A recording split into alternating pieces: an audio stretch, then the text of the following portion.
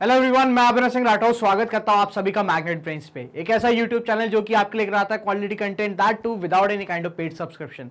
जी हाँ, अगर आप इस चैनल पे 2 या 4 वीडियोस देखते हैं लगातार तो आपसे कोई भी टाइप का सब्सक्रिप्शन बिल्कुल नहीं मांगा जाता, कोई भी टाइप की फीस नहीं है, total and total free education है सिर्फ आप ही के लिए। आज इस वीडियो में हम बात करने जा रहे हैं अबाउट मिसाइल सिस्टम के बारे में। हमने प्रीवियस वीडियो में थोड़ा बहुत मिसाइल सिस्टम देखा था, बट वो हमने डीआरडीओ के अंडर देखा था, प्रॉपर तरीके से हमने मिसाइल सिस्टम को नहीं पढ़ा था। थोड़ा बहुत आइडिया मैंने आपको पार्ट 2 में दे दिया था अबाउट क्रूज मिसाइल और बैलिस्टिक मिसाइल। आज हम इन चीजों को क्या करने वाले, डिटेल में पढ़ने वाले हैं। साथ साथ हम देखेंगे इंडिया का न्यूक्लियर ट्रायड की हम भाई हमारे पास न्यूक्लियर वेपन्स क्या किस किस तरीके से हैं और किस किस तरीके से हम उसको लॉन्च कर सकते हैं, और कैसे ये हमारे स्ट्रेटेजिक पॉइंट ऑफ व्यू से, जबकि आर्मी, नेवी और एयरफोर्स पॉइंट ऑफ व्यू से, हमारी रक्षा, डिफेंस और ऑफेंस पॉइंट ऑफ व्यू से कितने ये इंपॉर्टेंट हो जाता है। तो चलिए without any kind of further wait चालू करते हैं हम आज का वीडियो। सबसे पहले बात करने जा रहे हैं मिसाइल सिस्टम के बारे में, तो cruise and versus a ballistic missile system. तो cruise missile system either locates its target और हैज अ प्रेजेंट टारगेट। ठीक है, सिप्सी का नहीं है, या तो ये क्या करेगा, अपना टारगेट लोकेट करेगा या ऑलरेडी एक प्री फिटेड टारगेट जो है इसको दिया जाएगा। It navigates using a guidance system. कैसे करता है ये अपने टारगेट को अचीव करता है, कैसे, गाइडेंस सिस्टम यूज करके। अब ये गाइडेंस सिस्टम बेसिकली वैसा ही है जैसा कि आप लोग यहाँ पे अपने फोन पे या उस पे गूगल मैप यूज करते हैं। ठीक है, क्या होता है बेसिकली, गाइडेंस सिस्टम अगेन आपको गाइड करता है कि जो आपका नियरेस्ट वे होगा आपके टारगेट के लिए, वहां तक आप कैसे पहुंच पाओगे, कैसे उस चीज को अचीव कर पाओगे। तो ये हो जाता है गाइडेंस सिस्टम। गाइडेंस सिस्टम कैसे, सच एज इनर्शियल और बियॉन्ड विजुअल रेंज सैटेलाइट। ठीक है, जीपीएस गाइडेंस। तो बेसिकली क्या है, जीपीएस गाइडेंस सैटेलाइट सिस्टम ही हो जाता है जो किसको क्या प्रोवाइड करता है, पूरा गाइडेंस प्रोवाइड करता है। And comprises a payload and aircraft propulsion system. सबसे पहले समझो पेलोड क्या है।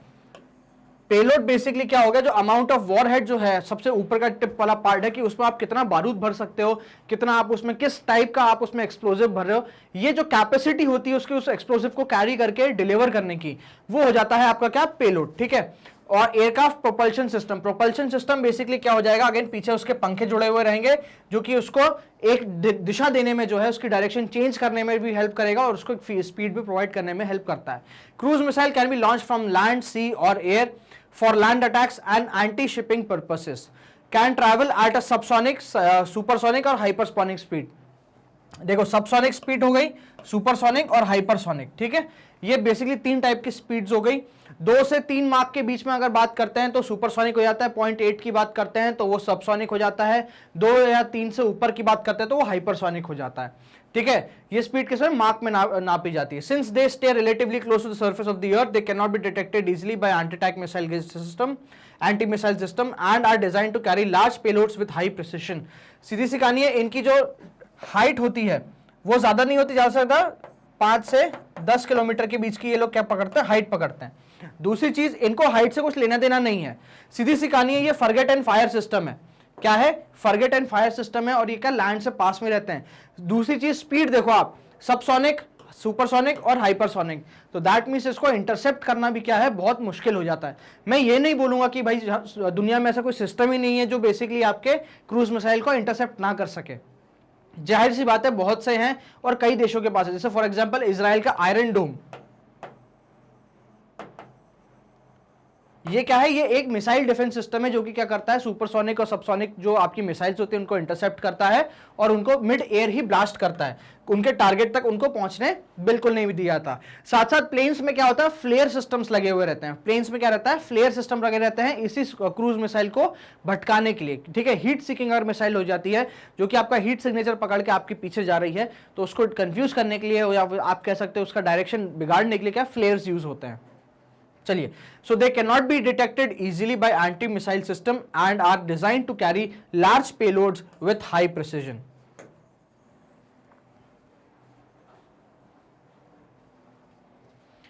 Ballistic missiles are launched directly into the upper layer of the Earth's atmosphere. They travel outside the atmosphere where the warhead detached from the missile and falls towards a predetermined target. देखो, ballistic missile जैसे मैंने कहा था कि एक trajectory होती है। ठीक है, फॉर एग्जाम्पल पॉइंट ए से पॉइंट बी जाना है। ठीक है, तो वो आपके बी क्या हो गई, लेयर्स ऑफ एटमॉस्फेयर हो गई।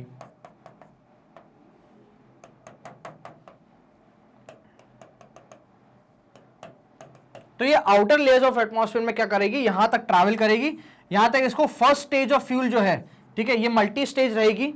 तो सबसे पहला स्टेज जो रहेगा वो बेसिकली क्या रहेगा, पॉइंट ए से उसको पॉइंट ओ तक पहुंचाना, जो कि क्या रहेगा आपके अपर एटमॉस्फेयर में रहेगा। तो ये हो जाता है पहला स्टेज, ठीक है। फिर दूसरे स्टेज में क्या होता है कि इसका जो फ्यूल कंटेनिंग जो ऑब्जेक्ट रहता है, या जो आप कह लीजिए कि फ्यूल कंटेनिंग जो इसकी क्या रहती है, पेलोड के ऊपर नीचे लगी हुई जो आपकी फ्यूल कंटेनर्स, या आपका पूरा जो पूरा प्रोपल्शन सिस्टम है ये डिटैच हो जाता है, ठीक है। और फिर सिर्फ इतना पार्ट जो है ये जाता है, ये सेकंड स्टेज में जाता है, और ये क्या करता है, टारगेट की ओर अचीव होता है, ठीक है। तो ये है बेसिकली क्या, बैलिस्टिक मिसाइल सिस्टम, जो कि एक ट्रेजेक्टरी लेके चलेगा, ठीक है। चलिए क्रूज मिसाइल की बात करते हैं, तो मूविंग टारगेट को अचीव करने के लिए या मूविंग टारगेट को डिस्ट्रॉय करने के लिए क्रूज मिसाइल का होता है, और एक पर्टिकुलर जगह को टारगेट करने के लिए, लैंड पे एक पर्टिकुलर स्पॉट को टारगेट करने के लिए बैलिस्टिक मिसाइल का ज्यादा यूज होता है, ठीक है। They are rocket propelled self-guided weapon system which can carry conventional or nuclear munition.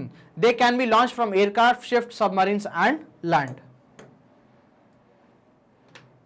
चलिए the integrated guided missile development programme ये देखते हैं, जो हमने DRDO के अंडर में पढ़ा था, ठीक है, तरीके से। और साथ ही इसको चालू किसने करा था, हमारे डॉक्टर APJ अब्दुल कलाम साहब ने, द पीपल्स प्रेसिडेंट। चलिए, तो integrated guided missile development programme was launch in 1982-83। 82 में क्या होता है, इसको लाया जाता है। 83 में क्या होता है, प्रॉपरली गवर्नमेंट द्वारा क्या हो जाता है, कमीशन हो जाता है, ठीक है, by the Indian government which saw the projects of following: Prithvi, जो कि एक short range surface to surface missile है; Trishul, short range surface to air missile है; Akash, medium range surface to air missile है; Nag, third generation anti tank missile; और finally Agni. Agni इतनी important हो जाती है कि बाद में जाके अग्नि को क्या करा जाता है, एक अपने आप में एक प्रॉपर मिसाइल प्रोग्राम में डेवलप कर दिया जाता है। स्ट्रेटेजिक पॉइंट ऑफ व्यू से जब हम देखते हैं तो अग्नि का काफी इंपॉर्टेंस होता है। तो Agni missile was later separated from the IGMDP, ठीक है, due to its strategic importance. Strategic importance मतलब अगेन डिफेंसिव या ऑफेंसिव पर्पस से काफी इंपॉर्टेंट है। इसको कहीं से भी छोड़ा जा सकता है, इसकी रेंज इंक्रीज करी जा सकती है, इसमें बहुत ही ट्वीक्स करे जा सकते हैं, बहुत सारे क्या कर सकते हैं हम, एक्स्ट्रा चीजें डाल सकते हैं। तो इस वजह से क्या होता है, अग्नि को सेपरेटली क्या होता है, एक as a separate missile development programme इसको चलाया जाता है। Prithvi 1 is an Indian short range missile ballistic, ठीक है, ballistic missile with a range of 150 kilometre. It is first in a lineage of indigenous land and sea based missile which includes the Prithvi 2, the ship launch Dhanush, ठीक है। इसको कौन launch करेगा, पृथ्वी 2 को धनुष launch करेगा, जो कि एक शिप से होगी, and the Prithvi air defence interceptor. The Indian Army has withdrawn the Prithvi 1 from its service and replaced it with प्रहार मिसाइल, ठीक है। अग्नि 1, सॉरी, आपके पृथ्वी 1 को आर्मी से हटा के क्या कर दिया जाएगा, उसके जगह प्रहार मिसाइल जो है उसको लाया गया है। पृथ्वी 2 class is also a single stage liquid fuel missile. Single stage मतलब अगेन जब हमने बैलिस्टिक मिसाइल की बात करी थी तो ज्यादातर हमने क्या देखा था, ड्यूअल स्टेज हुआ करती थी, बट जब हम पृथ्वी 2 क्लास की बात करते हैं तो सिंगल स्टेज है। दैट मींस इसमें से कुछ भी डिटैच नहीं होगा, सीधा सीधा जाके क्या होगा, अपने टारगेट पे ब्लास्ट होगा। और लिक्विड फ्यूल मिसाइल है, मतलब इसमें क्या फ्यूल जो होता है वो लिक्विड फॉर्म में रहता है। Having a maximum warhead mounting capacity of 500 kg, मतलब सबसे ज्यादा पेलोड कितना हो सकता है इसका, 500 kg का पेलोड हो सकता है, ठीक है। But with an extended range of 250 kilometres, ठीक है, ज्यादा से ज्यादा 250 किलोमीटर्स की एक्सटेंड रेंज। अगर इसको कम कर दिया जाए इस पेलोड को, तो इसकी रेंज जो है वो एक्सटेंड हो सकती है, कितनी हो सकती है, तो 250 किलोमीटर तक की रेंज एक्सटेंड हो सकती है। It was developed with the Indian air force being the primary user. It was first test fired on 27 January 1996 and the development stage was completed in 2004। तो ये दो डेट्स जो है हमारे लिए काफी इंपॉर्टेंट जानती है रिगार्डिंग टू पृथ्वी 2। चलिए, this variant has been inducted into the army as well. In a test, the missile was launched with an extended range of 350 kilometers, ठीक है, and had improved navigation due to inertial navigation system. The missile feature measured to decide the anti-ballistic missiles. This range, ठीक है, ये basically किसके लिए use करिए, anti ballistic missile as a purpose क्या इसका, एंटी बैलिस्टिक मिसाइल का। Range is now increase to 350 kilometre and the payload capacity now ranges between 500 to 1000 kilometre. Again इसमें क्या चेंजेस करने के बाद पृथ्वी 2 में, तो on June 2 India successfully test fired its indigenous nuclear capable Prithvi 2 missile. That means हमने payload जो था इसका, जो कि मल्टीपल पर्पस से यूज हो सकता था, उसको फाइनली न्यूक्लियर मिसाइल के लिए हमने क्या टेस्ट करते हैं, जून 2 को हमने क्या कर लिया, उसको टेस्ट कर लिया। चलिए, नेक्स्ट बात करते हैं पृथ्वी 3 क्लास की। तो it's a 2 stage surface to surface missile. क्या है ये? 2 स्टेज्ड है। और कैसी मिसाइल है? सरफेस टू सरफेस, मतलब ये सरफेस से छोड़ी जाएगी और अल्टीमेटली किसी एक पर्टिकुलर सरफेस पे ही जाके ये ब्लास्ट होगी। ये बेसिकली इंटरसेप्ट नहीं करेगी, ये क्रूज नहीं होगी, बैलिस्टिक टाइप से रहेगी।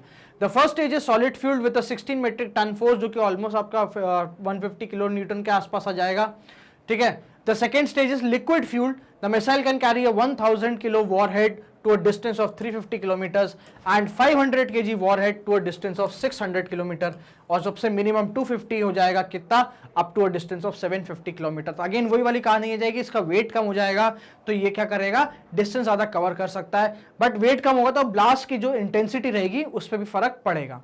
Dhanush is a variant of surface to surface or ship to ship Prithvi 3 missile which has been developed for the Indian Navy. ठीक है, it is capable of carrying both the conventional as well as nuclear warheads with payload capacity of 50 to 1000 kg, can strike targets in range of 350 kilometers. 350 kilometers के अंदर धनुष को जो है वो छोड़ा जा सकता है। ठीक है, धनुष क्या है? एक टाइप का वेरिएंट है किसका? पृथ्वी का, जो कि किसके लिए यूज हो रहा है?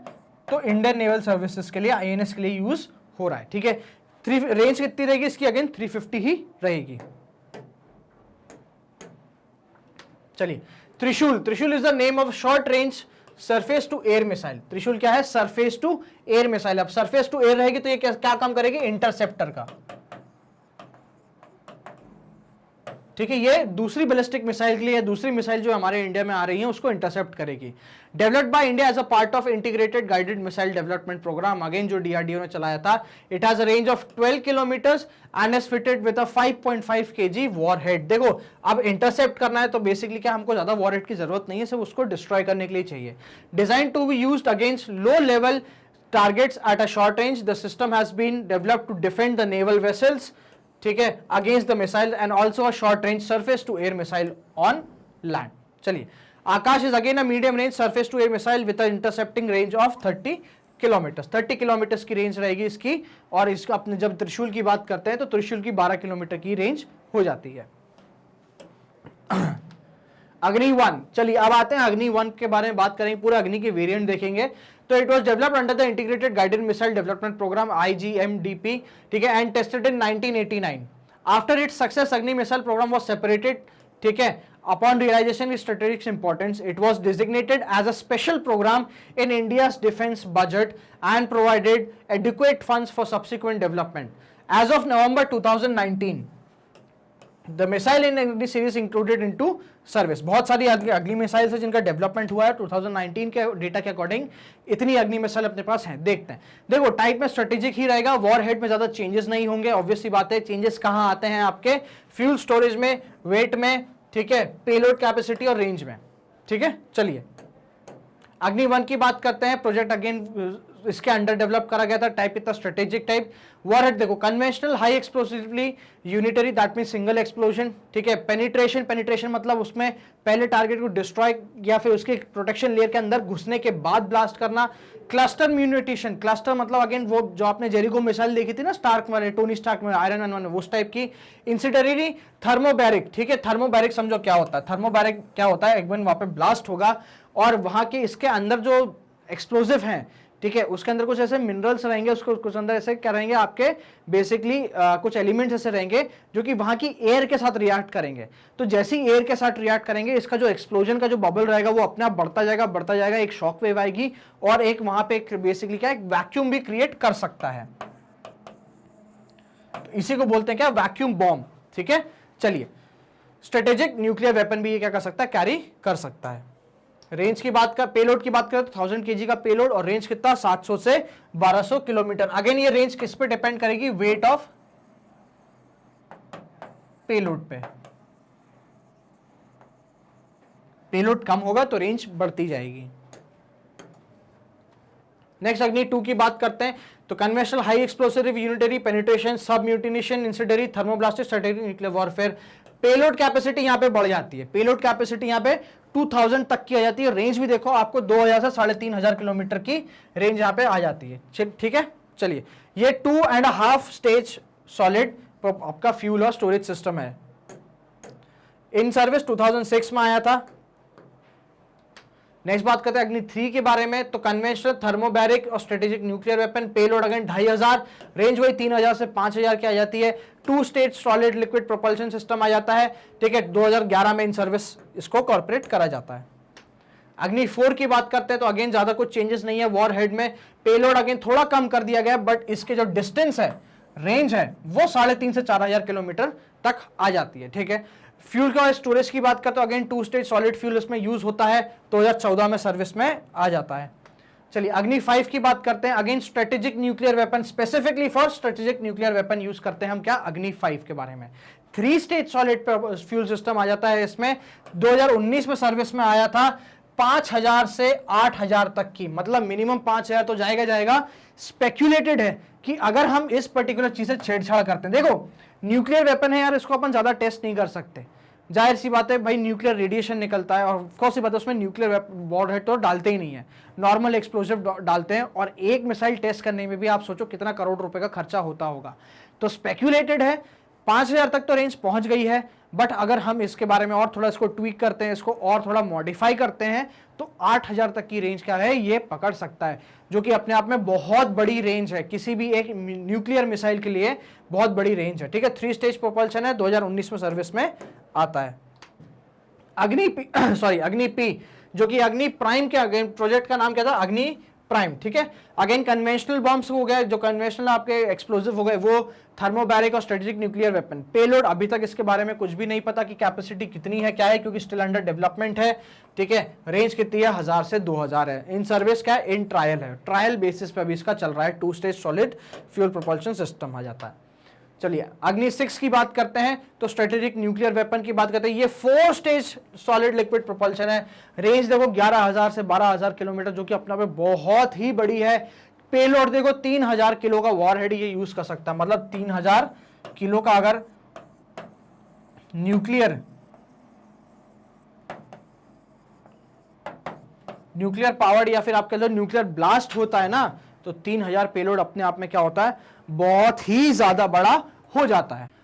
तो बेसिकली मैं ये बोलना चाह रहा हूं कि अगर ये 3000 किलो का पेलोड आ जाता है, तो it is almost equivalent to the little boy, जो कि आपके किस्में था हिरोशिमा में ब्लास्ट होता है, वो 4000 कुछ का पेलोड था, ये 3000, तो 3000 भी अपने आप में बहुत बड़ा हो जाता है। चलिए एयर डिफेंस सिस्टम के बारे में बात करते हैं। अभी हमने पूरा मिसाइल देखी है, अभी एयर डिफेंस सिस्टम के बारे में बात करेंगे। तो Indian ballistic missile defence system जो है, BMD ballistic missile defence system programme which began development 2 decades ago is reported to be ready for deployment in configuration for India's national capital territory with future phases to fine tune and expand capacities.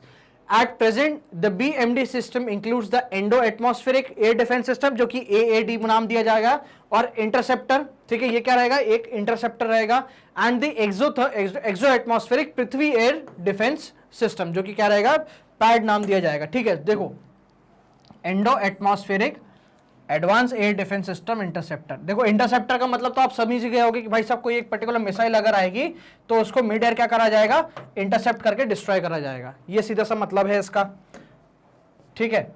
अब देखो endo atmospheric, आपको पता है कि atmosphere के अलग layer होते हैं, तो जो अंदर एटमॉस्फेयर के अंदर जो बेसिकली मिसाइल आ रही है उनको इंटरसेप्ट करने के लिए, तो अंदर मिसाइल आएगी तो इसकी जो रेंज रहेगी, ठीक है, ऑल्टीट्यूड गेन करने की रेंज रहेगी वो कम रहेगी, और एक्सो एटमॉस्फेयर की बात करें तो इसका ऑल्टीट्यूड रेंज क्या रहेगा, ज्यादा रहेगा।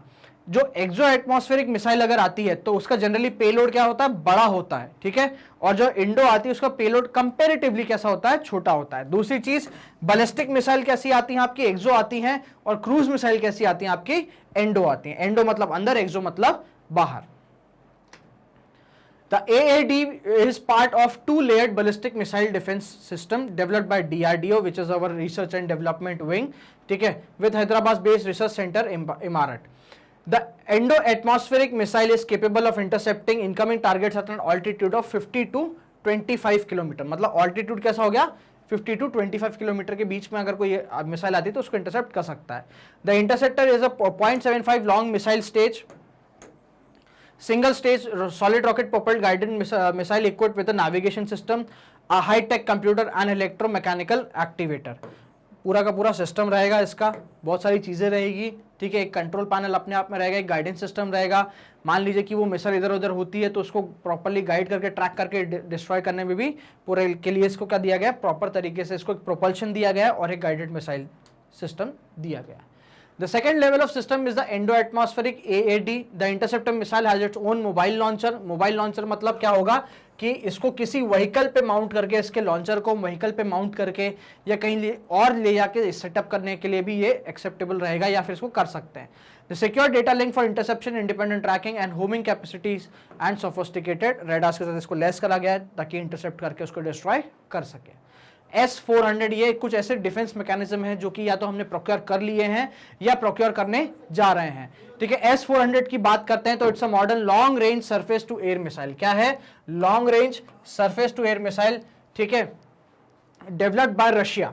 किसने बनाया है? रशिया ने बनाया है। Which will be delivered to India by 2025। ठीक है, कब तक डिलीवर होगा हमको? 2025 तक हमको डिलीवर होगा। The missile system integrates a multi functional radar, autonomous detection and targeting system, anti-aircraft missile system, launchers and command and control center. It provides a layer defense to its capable of firing 3 types of missile. ये basically जो S-400 है, इस launchers में कह लीजिए आप या फिर इस पर्टिकुलर डिफेंस मिसाइल सिस्टम में आप कह लीजिए कि 3 टाइप की मिसाइल जो है वो हम एक ही पर्टिकुलर लॉन्चर से क्या कर सकते हैं, उसको भेज सकते हैं। मतलब ये गेंडा स्वामी वाला सीन नहीं रहेगा, भाई साहब की जहाँ राजकुमार आए और कंडक्टर फ्यूज निकाल लिया और कल्याण का चलाओगे कैसे मिसाइल, फ्यूज तो मेरे हाथ में, ये वाला सिस्टम नहीं है। ये अपने आप में कैसा है? ये ऑटोनॉमस है, मतलब ये अपने आप क्या कर सकता है? डिटेक्ट कर सकता है टारगेट को। ठीक है, एंटी एयरक्राफ्ट मिसाइल को, और ये सब चीजें क्या होगी, ये अपने आप भी क्या कर सकता है? एक कमांड ले सकता है। The S-400 Triumph can engage all types of aerial target such as aircraft, ballistic and cruise missile, UAV, unmanned aerial vehicle which are within the range of 400 kilometers and at an altitude up to 30 kilometers। मतलब इसकी एक ये span भी आ गया 400 kilometres और altitude कितना? 30 kilometres. NASAMS, NASAMS, ठीक है। The NASAMS 2 is a air defense system designed to target aircraft and cruise missile। ठीक है, एयरक्राफ्ट और क्रूज मिसाइल को टारगेट करने के लिए। BMD system to target incoming ballistic missile. ठीक है, based on integrated air defence weapon system for the Delhi region. For किसने? दिल्ली रीजन। ये बेसिकली किसने? यूएस ने डेवलप करा है। हम इसको कहां से परचेस कर रहे हैं? यूएस से परचेस कर रहे हैं। ठीक है, हालांकि सिर्फ इसका डिफेंस नहीं है, इसका अटैक भी हम क्या कर सकते हैं? इसका अटैक में भी यूज ले सकते हैं। तो it is not at all restricted just for defence purposes. ठीक है, न्यूक्लियर ट्रायड। अब देखते हैं इंडियन न्यूक्लियर ट्रायड के बारे में। ट्रायड का मतलब होता है 3। ठीक है, सीधी सी कहानी है कि जो हम न्यूक्लियर वेपन्स की बात करते हैं तो ऑफकोर्स हम क्या है, न्यूक्लियर स्टेटस स्माइलिंग बुद्धा जो ऑपरेशन आप सभी को पता होगा, उस पर मूवी भी बनी थी आपकी क्या, पोखरण के नाम से। तो nuclear triad means the capability of delivering nuclear weapons by aircraft, land and क्या बोलते हैं, land based ballistic missile and submarine launch missiles. आप समझो चीजों में डिफरेंस क्या है। आप अगर कोई एक पर्टिकुलर न्यूक्लियर मिसाइल को लैंड से लॉन्च करते हैं, अगेन वो क्या होगी, एक पर्टिकुलर तक जाएगा, सेकेंड स्टेज आएगी और फिर फाइनली ब्लास्ट होगा। तो इसको क्या करा जा सकता है? इंटरसेप्ट करा जा सकता है। इंटरसेप्ट नहीं भी तो एटलीस्ट डिटेक्ट हो जाएगी, किसमें? रेडार टेक्नोलॉजी में डिटेक्ट हो जाएगी। दूसरी बात करते हैं हम किसकी? एयर के बारे में। एयर के बारे में बात करें तो अगेन एक एयरक्राफ्ट रहेगा। ठीक है,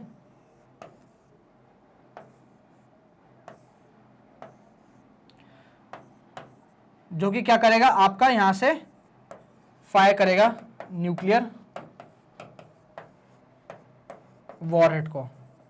तो ये प्लेन अपने आप में क्या हो सकता है? डिटेक्ट हो सकता है या इसको इंटरसेप्ट करा जा सकता है। बट जो हमारा तीसरा चीज है ना, ये सबमरीन। सबमरीन क्या होती है? जो हम सबमरीन की बात करते हैं, न्यूक्लियर सबमरीन की बात करते हैं, तो वो न्यूक्लियर रिएक्टर से चलती है। किससे चलती है? Nuclear reactor. इसका मतलब ये है कि ये चाहे कितना भी समय हो, ये पानी के अंदर रह सकती है। इसको बिजली के लिए, आप रिचार्ज के लिए या बैटरी के लिए कुछ भी कह सकते हो आप, ऊपर आने की बिल्कुल जरूरत नहीं है, सरफेस होने की बिल्कुल भी जरूरत नहीं है। जितना भी देर तक चाहे, जितने भी सालों तक चाहे, ये बिना किसी डैमेज के क्या हो सकती है? ये वाटर में रह सकती है। अब अगर ये वाटर में रह रही है ना, तो इसको डिटेक्ट कर पाना बहुत मुश्किल है कि बेसिकली क्या होगा कि कहां से होगी। या भाई देखो, लैंड की बात करते हैं तो ये रहा अपना भारत।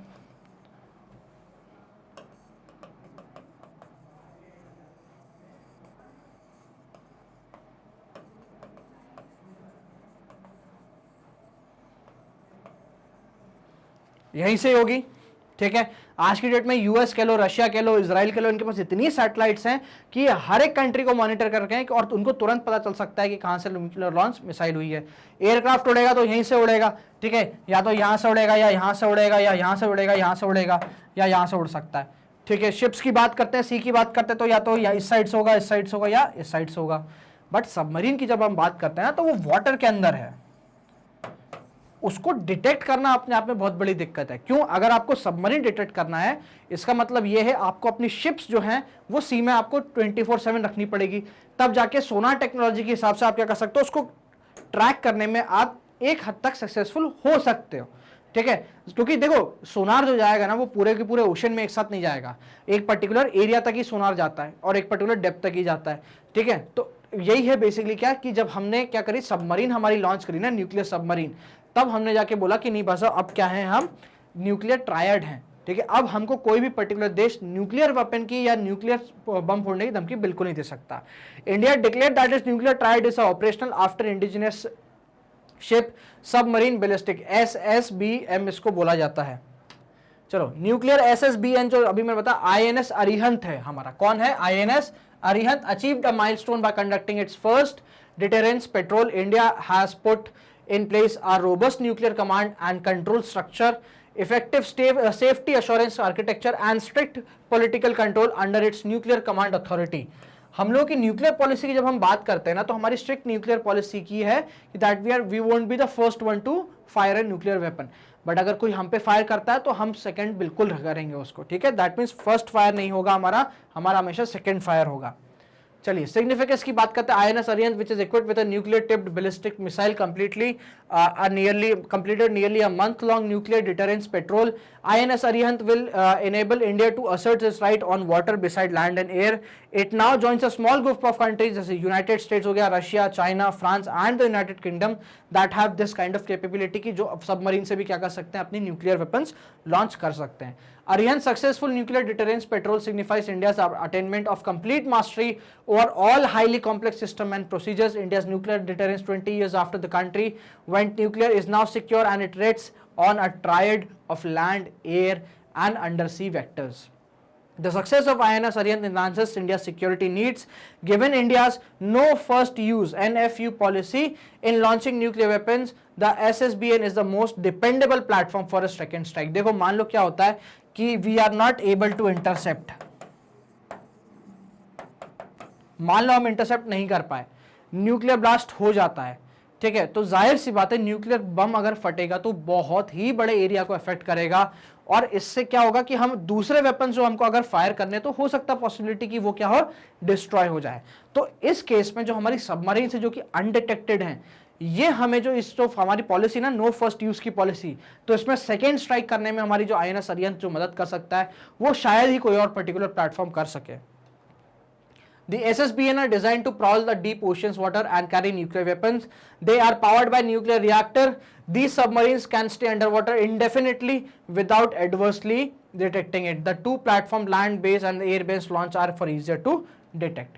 लैंडमार्क डेवलपमेंट की बात करते हैं इसमें, तो demonstrate that India apart from its capability to deliver nuclear weapons both from land and from air can now also go from under water. It provides ultimate credibility to nuclear deterrence.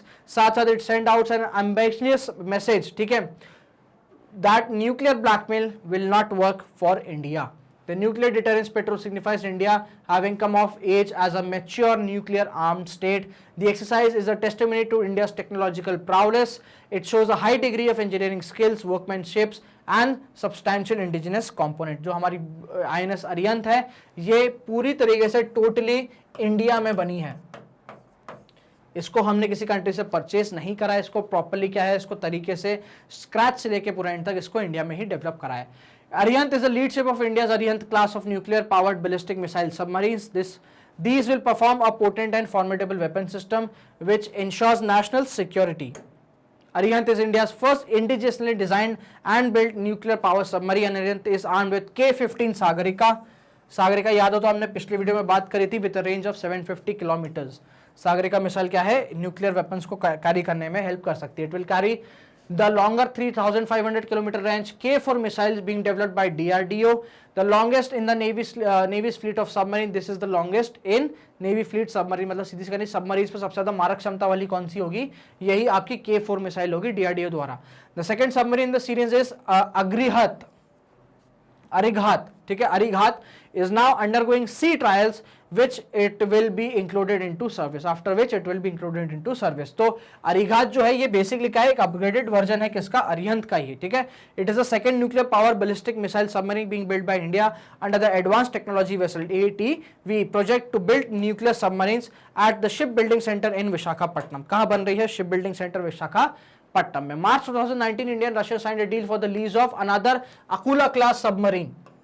ठीक है, to India for 10 years, 10 साल के लिए हमारे पास एक Akula class submarine आने के लिए हमने क्या कर रखी, बात कर रखी है. The now vessel called the Chakra 3 will be developed, ठीक है, will be delivered to Indian navy by 2025. तो इसका अकुला क्लास की सबमरीन को हमने क्या नाम दिया है, चक्र 3. कब तक आएगी, 2025 तक हमारे पास आ जाएगी. अरिहंत क्लास, ठीक है, is a class of nuclear powered ballistic missile submarine system built for the Indian Navy.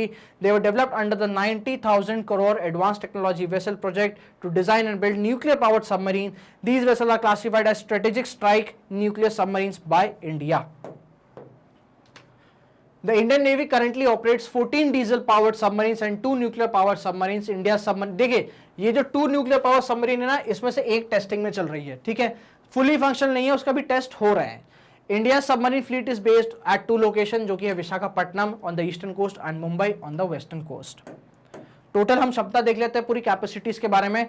Total submarine हमारे पास कितनी है, 16 है, जिसमें से बैलिस्टिक मिसाइल सबमरीन हमारे पास एक है. न्यूक्लियर पावर कितनी है, एक है. देखो 2 हैं बट दूसरी टेस्टिंग में, इसलिए फिलहाल के लिए मैं सिर्फ एक ही बता रहा हूं.